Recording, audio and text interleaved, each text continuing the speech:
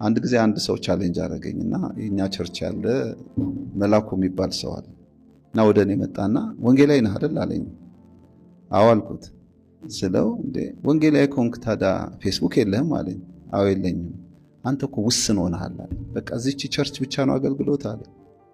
እና ይሄ እኮ ሚዲያው ብዙ ቦታ ያገናኝሃል፣ ከብዙ ሰው ጋር ያነካካል። ሜሴጅን አንዴ ብትልክ ብዙ ሰዎች በአንድ ጊዜ ያዳምጡታል። ስለዚህ ለምንድን ነው ይሄን ማጀመረው አለኝ። መጀመሪያ አልተመቸኝም፣ ግን መጸለይ ጀመርኩ። ስጸልይ ውስጤ ሙሉ ሆነ። አይ ለምን አልከፍትም ብዬ ፌስቡክ ከፈትኩ ማለት ነው። አስታውሳለሁ የ5 ደቂቃ መልእክት ነው ፖስት ያደረኩት ማለት ነው። ከዛ ጠዋት ስነሳ 38,000 ሰው አይቶታል። አሁን ወንጌላዊ ነኝ አልክ እና ማለት የገረመኝ ምንድነው ኮመንቱ ብዛቱ አንዱ ይረግመኛል፣ አንዱ እንትን ይለኛል። ለኔ እንግዳ ነገር ነው ማለት አርግ ያላቅም ለመጀመሪያ ጊዜ ስለሆነ 38,000 በጣም ብዙ ነው። የመጀመሪያ ጊዜ 20 ሰው 30 ሰው ነው የሚያየው። በዛ ከተባለ ምናልባት ተራክቶ 1000 ሊያይ ይችላል።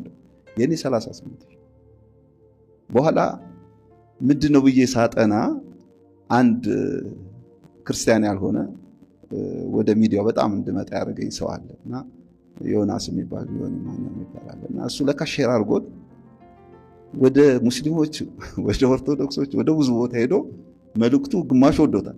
ምን ያርጋችሁ የሰበከው ወንጌል ነው የሚል አለ፣ የሚሳደብ አለ። እርስ በርሳቸው እዛ እንትን ጀመሩ ማለት ነው። ስብከት ራሱ እንዲህ ከሆነ ለምን አልቀጥም?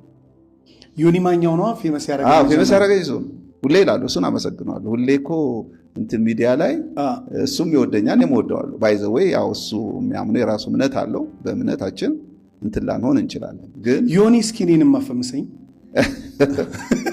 በጣም የተወደደ ሰው ነው። በጣም ስለ ካራክተሩ ያው በራሱ መንገድ ራሱ ነው እሱ ራሱ።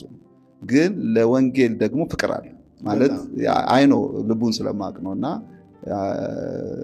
ሌላውን እንቶ እና ግን ለጌታ ያለው ነገር በጣም ጥሩ ነውና ያኔም ክሎዝሊ ያው ስለማቀውም እና በጣም ጥሩ ወዳጅም ስለሆነ እና ግን አሁን ይሄንን ሲሰማ በእርግጠኝነት አንተን እንደዛ ካፈመሰ እኔ ላይ መቼስ እንደማይጨክን ኢንቨስት ያደርጋል እንደማይጨክን መዝሙሮች ምናምን ብቻ ነው ፖስት የሚያደርገው እና እንዳንተ አሁን ጥሩ ነገር አሁን ፖስት ቢያደርግልኝ ኧረ ተው ግን ይሁን እኔ ግን ላንተ ጊዜ እንደዚህ ነኝ ብዬ ዛሬ አይ በጣም ብዙ ሰው እንዳያቀኝ ያደረገው እሱ ነው። አሁን በጣም ሙስሊሞች ያቆኛሉ ኦርቶዶክሶች፣ ምክንያቱ እሱ ይሄንን መደበቅ አልችልምና እሱ ነው እንትን ያለኝ። ከዛ በኋላ ግን ያው ራሱ ክርስቲያኑም ኮሚኒቲው ኦርቶዶክስ አሁን እኔ በአብዛኛው ፎሎ